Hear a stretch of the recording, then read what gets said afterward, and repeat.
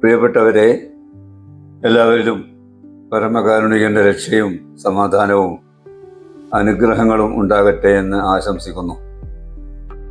ഫെബ്രുവരി 16 തിങ്കളാഴ്ച, ഷാബാൻ 29 അഥവാ ഷാബാൻ മാസത്തെ ഭ്രമണ പരിക്രമണങ്ങൾ ചന്ദ്രൻ ആരംഭിച്ചിട്ട് 29ാമത്തെ ദിവസമാണ്. 29ാമത്തെ ദിവസം ഈ മാസത്തെ ഭ്രമണ പരിക്രമണങ്ങൾ അവസാനിക്കുന്നില്ല.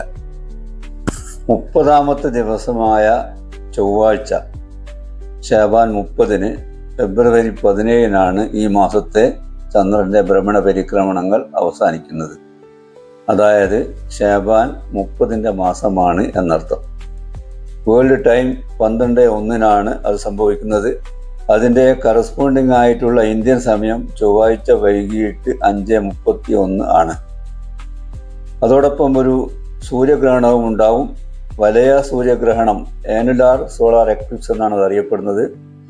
അത് ചന്ദ്രൻ സൂര്യനെ പൂർണ്ണമായും മറക്കാത്തത് കൊണ്ട് സൂര്യൻ ഒരു വലയ രൂപത്തിൽ കാണപ്പെടുന്നു എന്നുള്ളതാണ് ആ ഗ്രഹണത്തിൻ്റെ പ്രത്യേകത.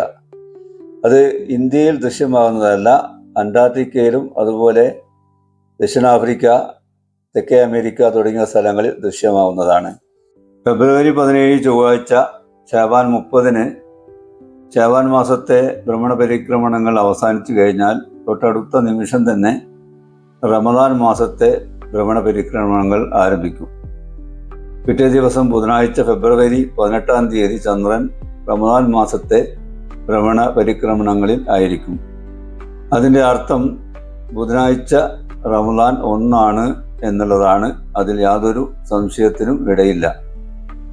ഷാബാൻ 29 തിങ്കളാഴ്ചയുടെ പ്രത്യേകത അന്ന് ഈ മാസത്തെ അവസാനത്തെ ചന്ദ്രക്കലയാണ് നാം കാണുക എന്നുള്ളതാണ്. സൂര്യോദയത്തിനു മുമ്പായി ആകാശത്തോട്ട് നോക്കിയാൽ കിഴക്കൻ ചക്രവാളത്തിൽ താഴെയായിട്ട് വളരെ നേരിയ ഒരു ചന്ദ്രക്കല കാണാൻ സാധിക്കും. അതാണ് ഈ മാസത്തെ അവസാനത്തെ ചന്ദ്രക്കല. പിറ്റേ ദിവസം ഷാബാൻ 30 ചൊവ്വാഴ്ച അമാവാസിയാണ്. അതിൻ്റെ പ്രത്യേകത നമുക്കറിയാം. അന്ന് ലോകത്തെവിടെ നിന്നും ചന്ദ്രനെ കാണുക സാധ്യമല്ല എന്നുള്ളതാണ്. ചന്ദ്രൻ ഭൂമിയിലെ നിവാസികൾക്ക് മറിഞ്ഞിരിക്കുമെന്നുള്ളതാണ് മാസാവസാന ദിവസമായ അമാവാസി ദിവസത്തിൻ്റെ പ്രത്യേകത.